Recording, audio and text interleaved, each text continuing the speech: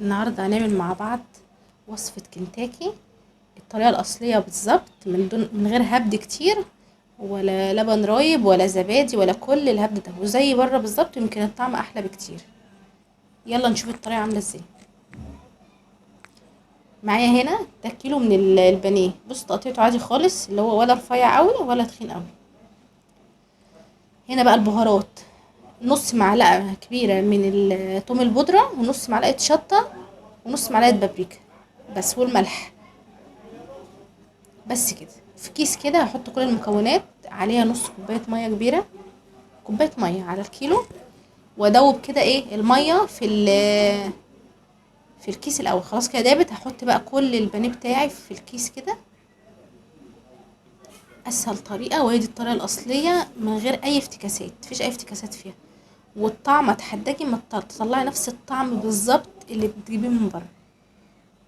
بس وهربط بقى الكيس بتاعي كده، واسيب التتبيله دي مش اقل من ساعتين. طبعا لو قبلها بيوم احلى بكتير، والطعم اطعم.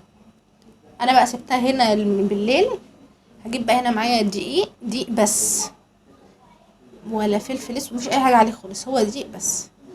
هحط كده مش هكتر في اول في العلبه، هحط 3 حتت كده او حتتين، واقلب من تحت لفوق لتحت لفوق 10 مرات كده. بص هو من غير الواحده اصلا عملت القشره اللي بتبقى عليها دي. احط في الميه، وارجع احط تاني في الدقيق، نفض، حط في الميه، نرجع نحط في الدقيق، ونقلب برضو كده من تحت لفوق من تحت لفوق كده. تشوفي حته البانيه معاكي لقيتيها الطبقه دي حاساها خفيفه، ممكن ترجعيها تاني على البانيه. يعني دي لقيتها في حته هنا، لقيتها مش عليها قوي، رحت مرجعاها تاني في الميه، وحطيت وقعدت اقلب. تمام زي ما انتم شايفين كده. اسهل من كده مفيش، ولا نشا ولا اي حاجه خالص. زيت بقى هنا عندي سخن غزير.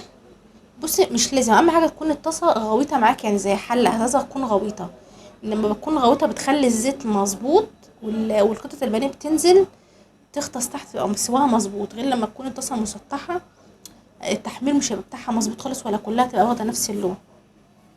لازم تبقى حاجه غويطه، حله بقى، طاسه كده، وok كده زي ما انتوا شايفينه كده غويط، اي حاجه غويطه زي كده. بصوا، انا مش هقلبه غير لما تعوم على وش الزيت.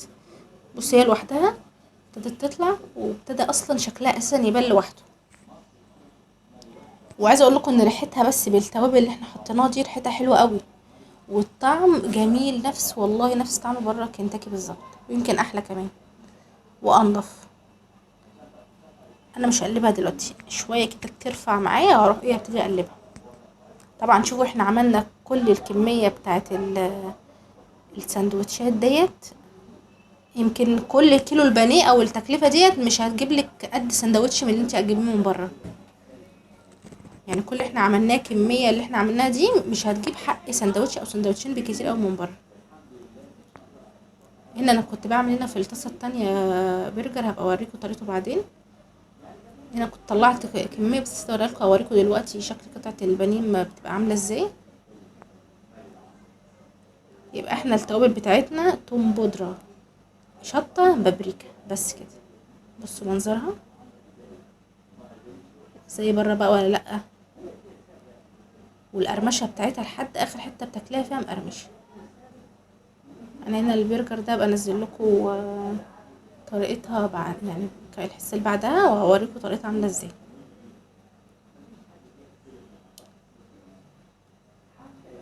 بص انا مش عايزه اقص اي حاجه من الفيديو عشان تشوفوا كل الخطوات بتاعه التحمير عامله ازاي.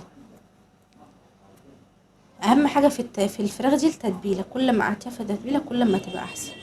بصوا على اللون الذهبي ده كده، انا بطلعها، مش هخليها تاخد اكتر من كده تسويه، عشان خاطر ما تنشفش معانا قطعه البانيه من جوه، وتفضل يعني تفضل جوزي كده من جوه، ومحتفظه بالطراوه بتاعه اللحم.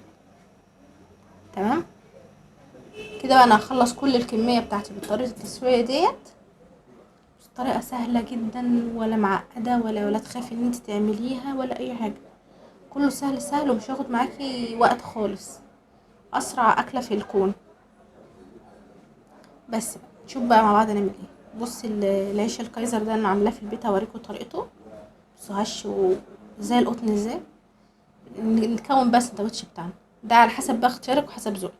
انا عندي الكابوتشي او الخس، حطيت بقى دوت مايونيز على كاتشب على مستردة، حطيته كده على وش السندوتش من فوق. ده حتة تركي مدخن، ممكن بيف لانشون فراخ عادي، حطي حتة الفراخ، وده هالبينو، ممكن تحطي خيار مخلل، ده على حسب اختيارك انت بقى. بصي بقى الجمال زي بتاع بره بقى ولا لأ.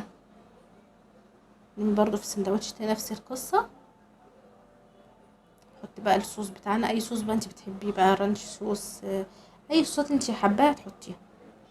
بس الصوص ده جامد اوي. بصي قطع الفراخ، بص شكلها عامل ازاي، ولا شاربة زيت ولا اي حاجة، ومن جوه برضو القطعة محافظة على نفس الطراوة بتاعتها والطريان بتاعت القطعة. وكملي بقى كل سندوتشاتك بالطريقة دي، جربوها بالطريقة دي وان شاء الله تعجبكم. متنسوش تحطوا اللايك والشير وتعملوا سبسكرايب للقناة. باي باي.